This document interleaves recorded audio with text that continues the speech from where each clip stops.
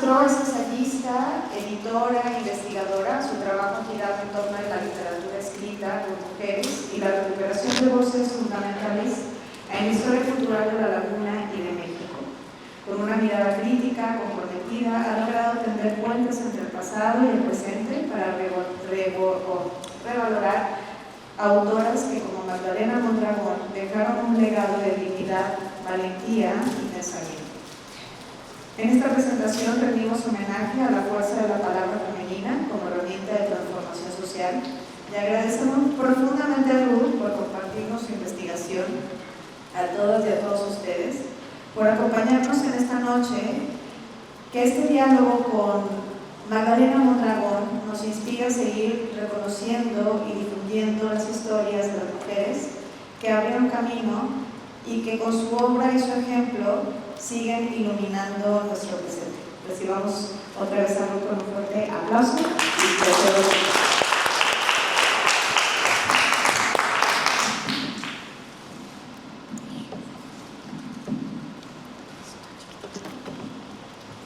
Hola, muchas gracias, buenas noches. En primer lugar quiero agradecer mucho a los que nos acompañan, a quienes han estado también aquí ya buena parte de la tarde, gracias por aguantar hasta el final. Y pues yo quiero, como a manera introductoria, contarles un poquito que en el caso de Magdalena Mondragón, por ahí del 2019, yo estaba buscando autoras que fueran de Coahuila, o sea, de preferencia de La Laguna, y pues bueno, tenemos que fueran mujeres, que fueran narradoras también, porque tenemos a una muy grande que es Enriqueta Ochoa, pero yo estaba buscando una narradora y estaba interesada precisamente como en cuáles eran nuestros antecedentes, ¿no? Sobre todo a las mujeres que estamos escribiendo en este momento, sea cual sea el tipo de narración, como cuáles eran las mujeres antecedentes en el siglo XX, que habían pues eso, abierto brecha, ¿no? Como abierto camino. Y de Magdalena Mondragón solo había escuchado muy poquito, y era que hay un concurso de ensayo que hace la UAC, unos años sí, unos años no. Y pues era todo. Entonces yo tenía la idea de que Magdalena Mondragón era ensayista, ¿no? Porque hay un concurso de ensayo con su nombre. Y cuando empecé a buscarla, pues más bien me fui llevando muchas gratas sorpresas. De entrada, que tiene una muy amplia trayectoria periodística, y ahorita les voy a contar. Y por otra, también una muy amplia trayectoria literaria, escribió poesía, narrativa, muchas novelas, mucho teatro que fue puesto en escena, y otros tipos de libros también. Y digamos que a muy grandes rasgos, o sea, no quiero como restringirla a estos dos temas, pero si algo atraviesa toda su obra es la justicia social y los derechos de las mujeres. Entonces, por eso así nombré mi trabajo. Y pues bueno, realmente me emocioné mucho como revisando fuentes, entrevistando gente que la conoció y que trató con ella, a su familia aquí en Torreón, también encontrando como muchos errores, ¿no? En fuentes que repetían cosas que no eran ciertas, y entonces como con mucho más dedicación fui tomándome en serio esta investigación, que luego dio pie a que pudieran participar en coloquios y en congresos. Entonces realmente Magdalena Mondragón me ha dado mucho, ¿no? Y que yo, que estudié literatura y lo que quería era analizar su obra, pensé que lo primero que tenía que hacer era como hacer una recapitulación de todo lo que ella hizo en vida para que la conozcamos antes de entrarle a su obra, ¿no? Antes de leerla y antes de analizarla, o antes de proponer volver a editar alguna de sus obras. Entonces, uno de estos trabajos también se convirtió en un reportaje que fue publicado en el Siglo Nuevo, en la revista Siglo Nuevo del Siglo de Torreón, y que después ese texto fue ganador del Premio de Periodismo Armando Fuentes Aguirre el año pasado en materia de reportaje. Entonces ahora lo he ajustado para esta charla, a la que voy a ir leyendo, pero también voy a ir pues haciendo algunas notas al respecto, pero que lo que me interesa es que a quienes no hayan escuchado nada sobre ella o no sepan todo sobre ella, pues que se den una idea mucho más clara de su vida, de su obra y de su labor social, y también en cuanto a los derechos de las mujeres. Voy a iniciar con una cita de Magdalena Mondragón que dice: al escribir quiero ser lo más sencilla posible. Ojalá que pudiera expresar todas las cosas complicadas en forma tan sencilla que hasta un niño las entendiera. Qué bueno sería, ¿no?, si uno escribiera como habla. Eso ya es el colmo de la perfección, que pudiera explicar las cosas más complicadas de una forma sencilla. Yo no escribo para un grupo selecto, yo escribo para el pueblo. Su semblanza y trayectoria periodística. Magdalena Mondragón nació en Torreón, Coahuila, el 14 de julio de 1913, apenas 6 años después de que la villa se convirtiera en ciudad. Hija del doctor Adolfo Mondragón Boghart, fundador en 1905 del Sanatorio Casa de la Salud de La Laguna, después conocido como Sanatorio Mondragón.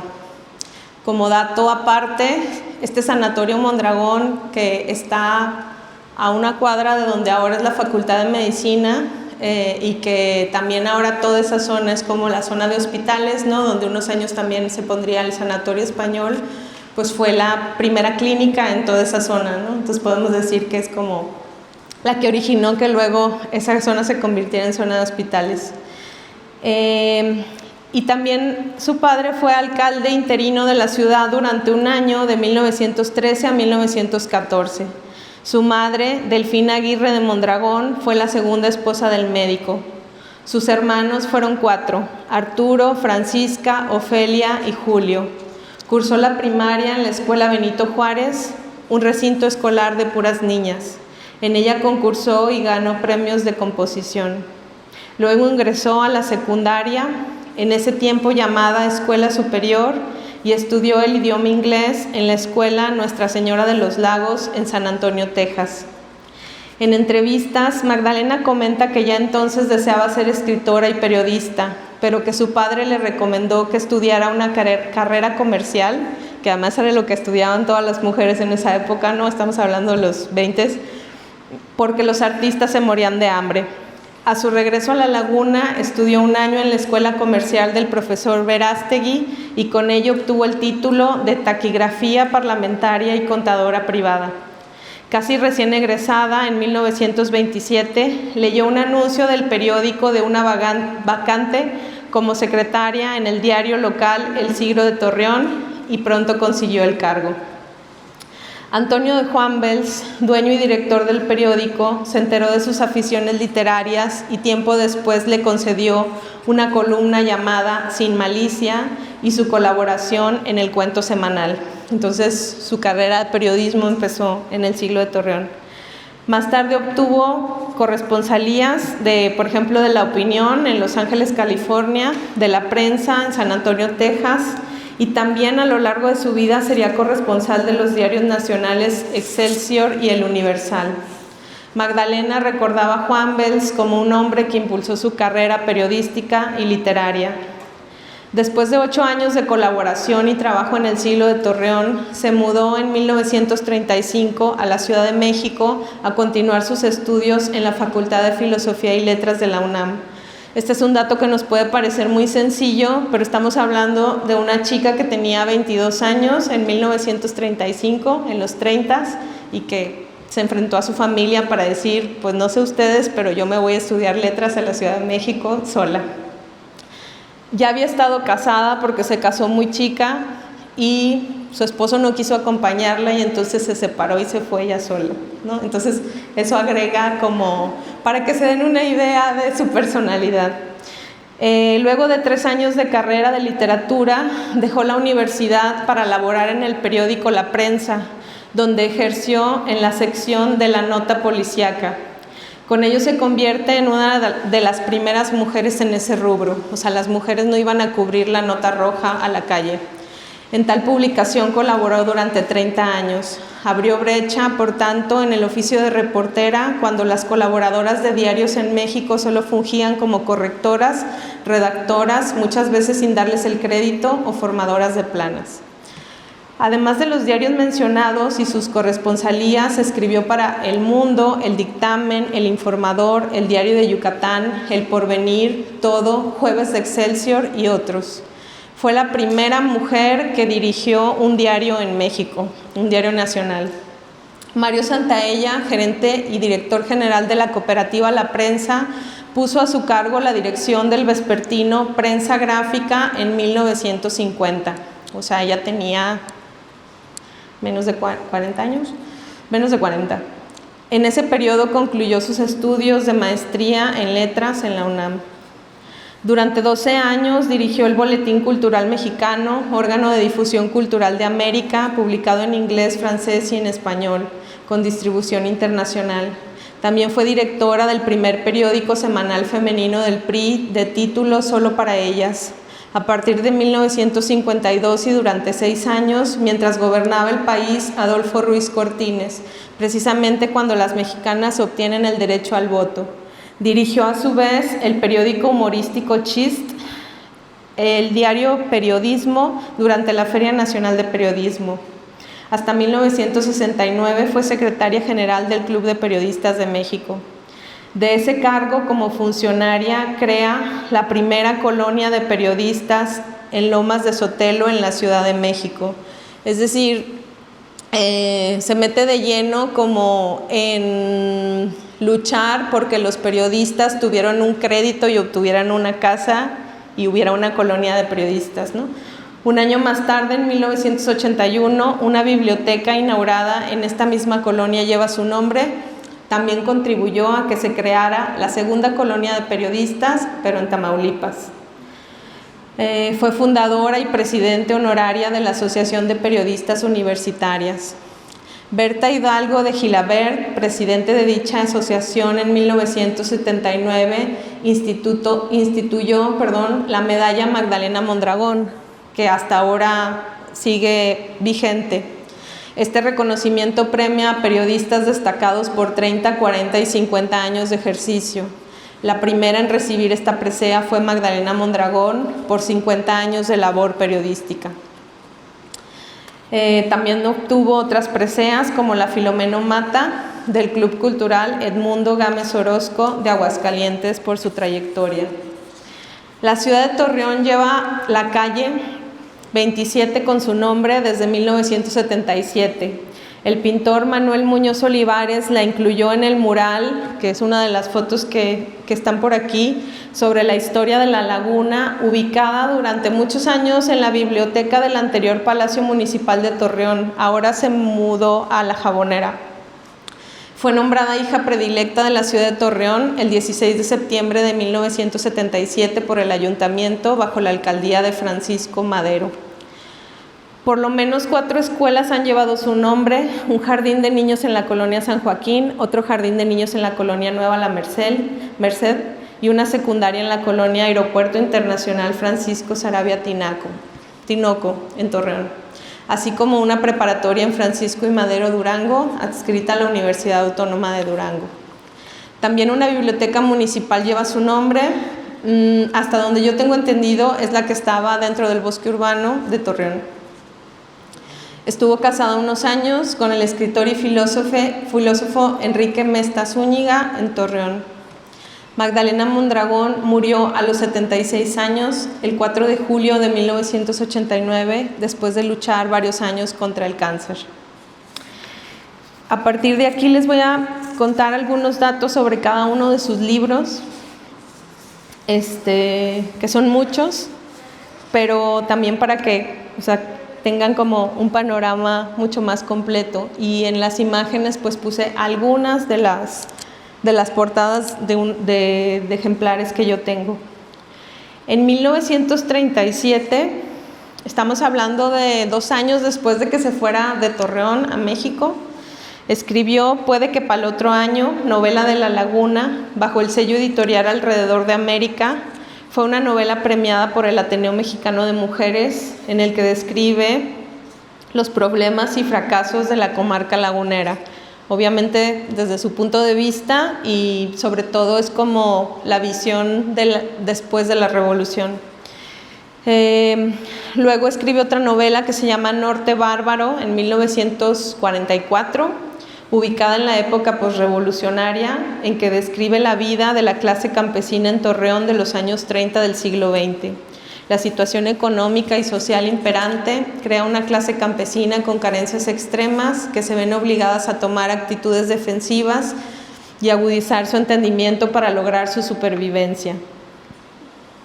También es una novela en la que se expresan bastante las tradiciones y costumbres de la región norteña en su habla coloquial, fiestas y bailes populares, así como en la forma de vida hogareña y en el trabajo cotidiano.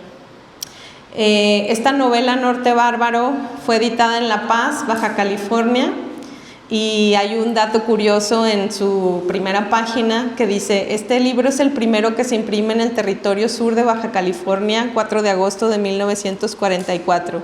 Y esto debido a que Baja California Norte y Baja California Sur acababan de cambiar sus nombres, ¿no?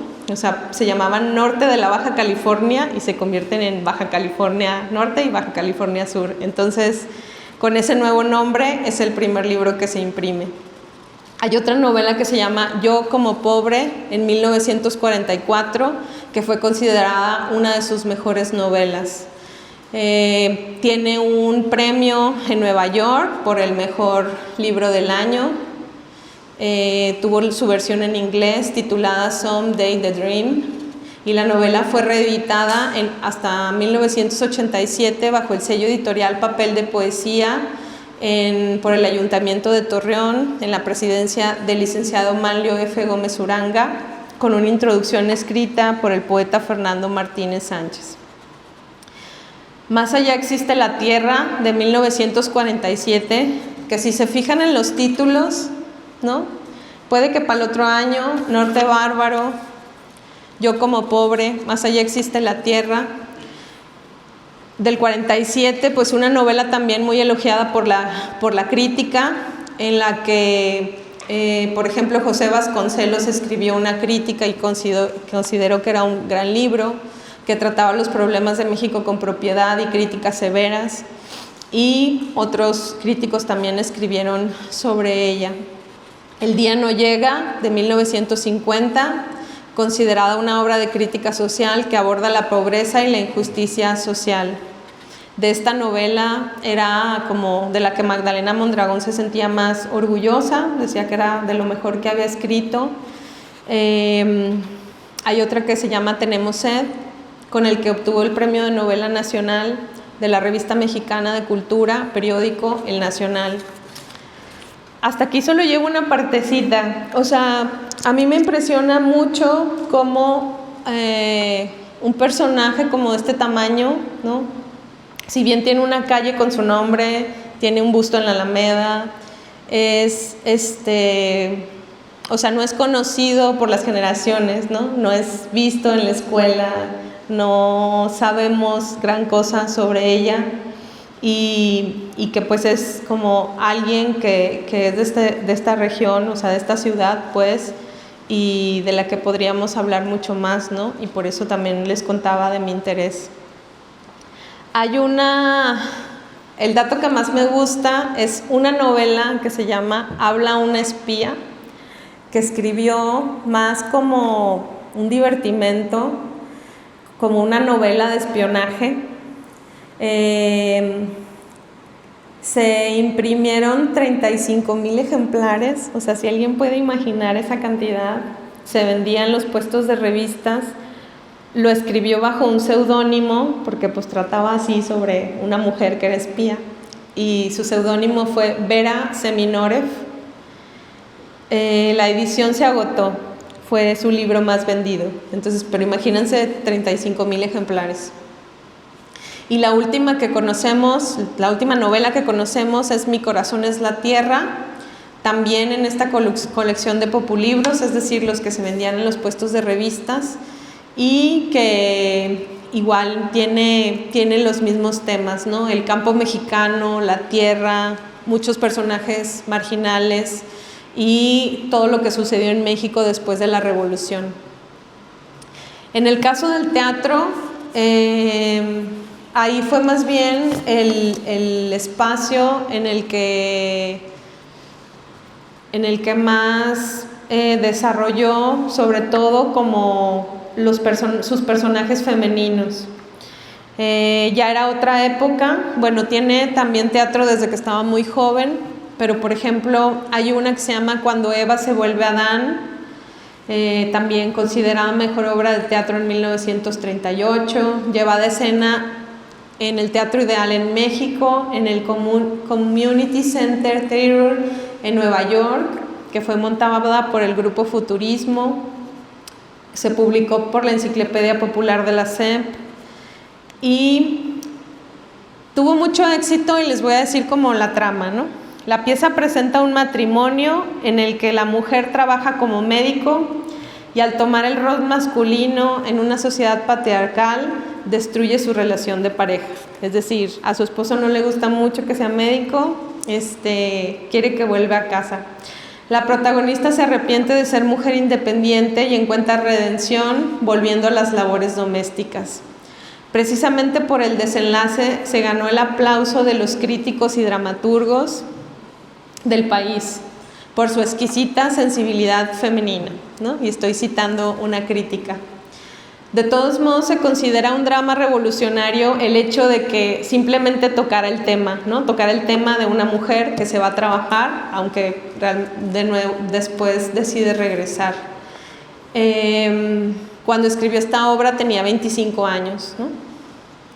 Luego hay otras más: Se alquila un cuarto, Un barco en el mar, No debemos morir en 1940, Torbellino en 1943, a la que le fue muy mal porque esa inquietud de hablar de las mujeres que trabajan como que lo llevó más allá, y entonces en esta es una historia en la que pues hay bastante violencia intrafamiliar, ¿no? De parte del esposo, y de pronto se enferma muy grave el esposo, y entonces ella tiene dos opciones, como meterlo a una institución de salud mental o cuidarlo, pero también como pues sacar revancha de esos años que él ha tratado él muy mal, ¿no? Entonces en esta obra le fue malísimo en la crítica, obviamente, eran todavía los 40s. Y de todos modos la dejó descansar, le cambió el nombre y más tarde la volvió a presentar en los 50s y ya le fue mucho mejor, ¿no? En el Teatro Principal de Puebla y en otros lados. Después ya en los 50s es otra por completo, como otro estilo que está ya en la literatura y que va a ser mucho más simbólico, y entonces tenemos una puesta en escena que se llama La sirena que llevaba el mar en 1951, El mundo perdido en 1948, Porque me da la gana en 1953, en donde igual fue desarrollando como estos personajes femeninos que se rebelaban a su entorno, ¿no? Y también con mucho más simbolismo. Y la última que conocemos fue El choque de los justos de 1954, casi todas publicadas, o sea, que están impresas como libro por el Instituto Nacional de la Juventud Mexicana, y en esta fue creada para presentarse al aire libre. Si algunos recuerdan, pues toda la época de Vasconcelos se crearon muchísimos parques como con una especie de teatros al aire libre, ¿no? Y bueno, pues hubo muchas obras para presentarse en estos espacios. Tiene por lo menos 2 libros de poesía, uno que se llama Souvenir, de 1938, y Si mis alas nacieran, de 1960, en donde les recomiendo googlear y buscarlo, porque incluye un poema a Torreón de nombre Estaciones de amor para mi ciudad. Y luego tiene otras publicaciones, por ejemplo, una que le costó mucho, porque se llama Los presidentes dan risa, en 1948.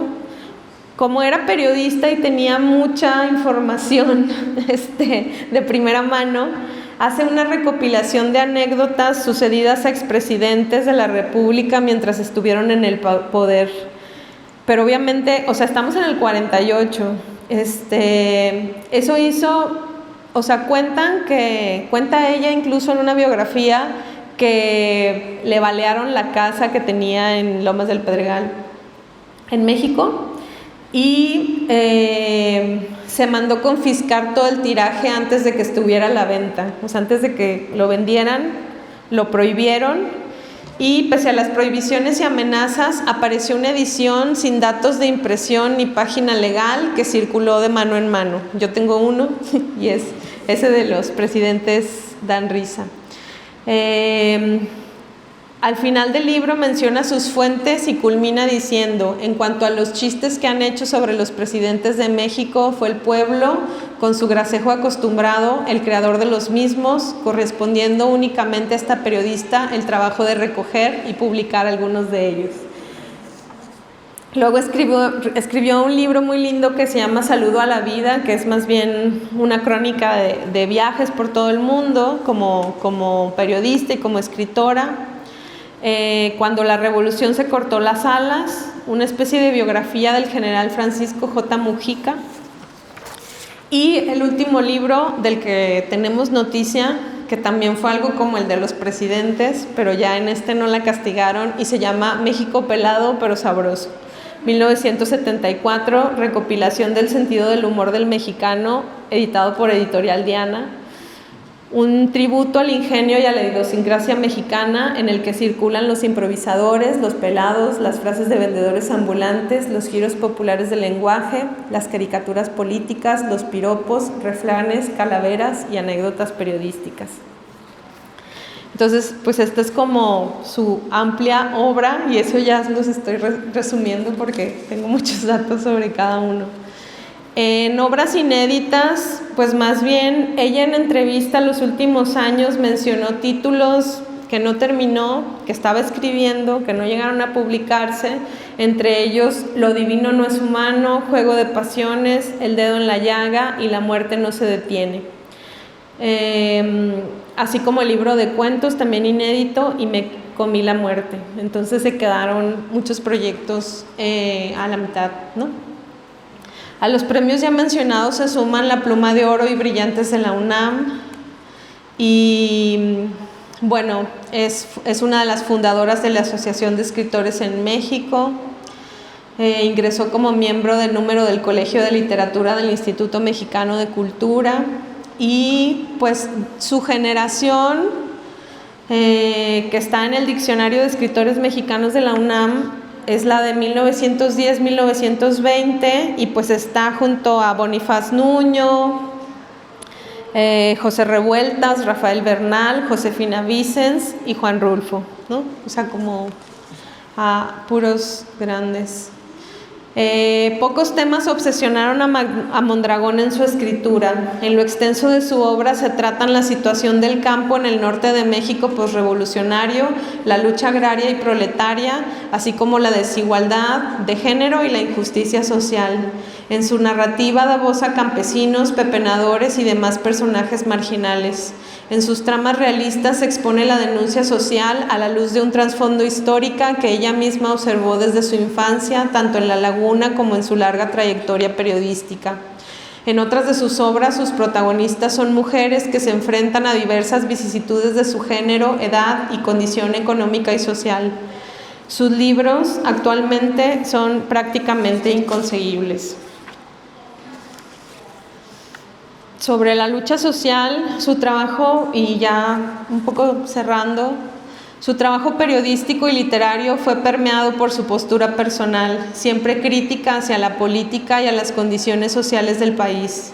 La insistencia en denunciar y protestar también cobró fuerza en sus labores culturales y sociales. Magdalena Mondragón creó y sostuvo durante 8 años el Centro Cultural Ingeniero Vito Alessio Robles en la Ciudad de México, del que fue directora. Ahí se impartieron clases gratuitas a todos los colonos de las colonias San Pablo, Tepetlapa, El Tranvía, Ruiz Cortines, Santa Úrsula y aledañas, de primeros auxilios, corte y confección, juguetería, cocina, pintura, escultura y danza. También se daba consulta médica. A través de la organización 20 y La Llave, participó en la promoción de construcción de escuelas. Desde una mirada feminista, desde un trabajo periodístico que realizó con vigor, creatividad y mucha disciplina, Mondragón documentó la condición de las mujeres en situaciones de riesgo. Fue de las primeras reporteras de Nota Roja, la primera también en que se le asignaran las noticias de la presidencia en la administración de Lázaro Cárdenas y la primera en dirigir un diario nacional. Todo ello en una época en que las mujeres que participaban en la prensa eran prácticamente invisibles, pues se sabe que muchas de ellas no firmaban sus notas o usaban seudónimos masculinos. En un artículo de Angélica Soto se expone que de 1930 a 1940 Mondragón publicó 78 piezas periodísticas de todos los géneros, aunque los que más desarrolló fueron el reportaje y la entrevista. Y el que más practicó fue la columna, un espacio en el que a partir de sus propias opiniones trataba la clase política de su época con ironía y humor, y que también le sirvió para exigir que se reconocieran los derechos ciudadanos de las mujeres. El hecho de que dedicara mucho de su trabajo periodístico al tema político permitió que documentara muchos de los cambios en México después de la Revolución Mexicana, así como la expropiación petrolera y las repercusiones de la Segunda Guerra Mundial en nuestro país. Desde el lenguaje de la crónica y el reportaje elaboró denuncias sociales desde las historias de mujeres asesinadas, de niños huérfanos y en situación de calle, abusos de poder de parte de autoridades y otros temas sensibles. Como su ejemplo, mostró a otras mujeres la posibilidad de participar en la política del país, exigiendo su derecho a la libertad de expresión y demostrando su capacidad para denunciar y opinar. Magdalena Mondragón no se asumía como feminista por la simple razón de que la época en la que le tocó vivir, los movimientos en pro de los derechos de la mujer eran incipientes. Apenas se habían logrado el derecho al voto cuando ella ya dirigía Prensa Gráfica. El término feminista tenía entonces una connotación negativa. No obstante, y a la vista de su trayectoria y los temas que durante toda su vida abordó, es claro que una de las principales preocupaciones fue abrir brecha en la escritura, en espacios meramente masculinos y propiciar que las mujeres que le siguieran les fuera más sencillo el camino. Y por último, quisiera hablar de algo que le puse una deuda no resuelta, y es que Magdalena Mondragón en 1969 hizo una donación de numerosos objetos de arte para la creación de un museo. Torreón no tenía ningún museo entonces, o sea, no estaba el Arocena, no estaba el Regional, no estaba ninguno. Y tenía una gran colección de piezas prehispánicas, de pintura y de obra, de trajes también típicos de todo México. Y bueno, donó todo esto para que hicieran un museo con su nombre, que se ubicó durante un tiempo, y hay una foto que sale por ahí. O sea, más bien, primero le dijeron que pues no tenían un lugar para abrir un museo. Luego hicieron un anexo al lado de la preparatoria, bueno, un anexo en la preparatoria Venustiano Carranza de la UADC. Y como resumen, el museo fue saqueado y a la fecha no se sabe el paradero de los objetos. Según un acta notarial, dejó en donación a la Universidad Autónoma de Coahuila 86 obras de pintores, entre las que se encontraban piezas de José Clemente Orozco, Desiderio Xochitiotzin, Manuel González Serrano, Luis Arenal, Aurora Reyes, un mural de Carlos Humberto Valencia, así como esculturas antiguas y modernas y artesanías de todo el país. También donó 3,000 libros para que se inaugurara una biblioteca con el nombre de Vito Alessio Robles. A Magdalena Mondragón le afectó bastante saber que la obra artística reunida durante más de 50 años y entregada a Torreón para que tuviera su primer museo no fue protegida ni valorada, deuda que sigue teniendo la ciudad con ella, pues estos hechos no se han aclarado.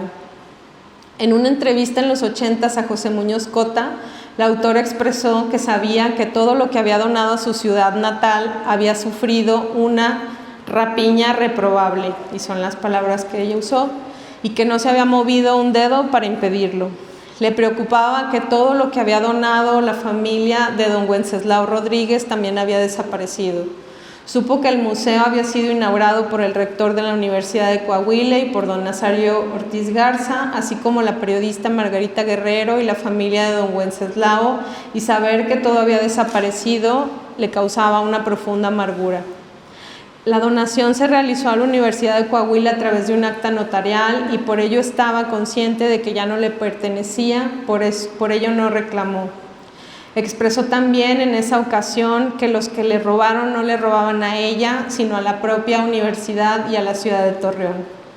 A más de 30 años de su muerte está pendiente el reconocimiento, la protección, la difusión y la valoración de su trabajo periodístico y literario y dar cuenta de dónde quedaron todas esas obras que dio en donación. Gracias.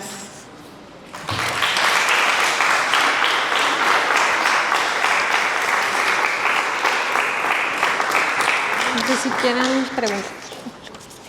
Sí, claro. Antes de cerrar, si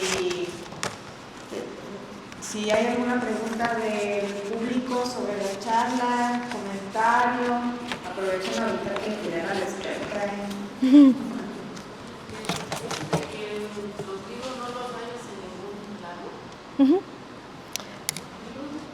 Sí, fíjate que yo he estado consiguiendo la mayoría de sus libros, todavía no los tengo todos. Primero empecé como fotocopiando unos poquitos que hay en la Biblioteca de la Alameda, de personas cercanas que son escritores y que tenían algún libro de ella. Y después una amiga librera que tiene como una familia de libreros de libros de viejo, de Donceles en la Ciudad de México. Le pregunté que si de casualidad tenía y conocía a Magdalena Mondragón, porque pues ella vivió toda su vida en México, ¿no? La Ciudad de México. Y entonces me dijo, fíjate que no la recuerdo, pero mi mamá fue haciendo una colección muy grande de puras autoras desconocidas, o sea, de puras autoras que nadie buscaba y nadie pedía. Y lo organizó todo alfabéticamente. Entonces, si está, solo voy a tener que ir a la M de Mondragón y la voy a encontrar. Y ella me consiguió como 10 libros. Y me dijo así como mi mamá estaría muy contenta de que todo su trabajo de muchos años, de esas, pues de bibliotecas que compraban y que ella iba seleccionando, y que pues muchos de esos libros, si nadie los pide, pues más bien van al botadero, ¿no? Y en este caso, pues esta señora dijo, a lo mejor ahorita no la van a buscar, pero en unos años sí. Y entonces ella me ha conseguido bastantes, y otros amigos como de libros usados, de libros de viejo que compran bibliotecas. Pero, o sea, aquí en Torreón, en distintas administraciones, se han sacado algunos libros de ella, como pequeños de su poesía o alguna novela, pero sí, o sea, no es algo que se pueda conseguir en las librerías. Entonces, por eso también al final cuando digo que pues se le debe como no solo conocer quién fue ella y qué hizo, sino la difusión de su obra y como volver a editarla, ¿no? Y volver a revisarla a la luz de pues otra época, pues es algo que también está pendiente. Gracias.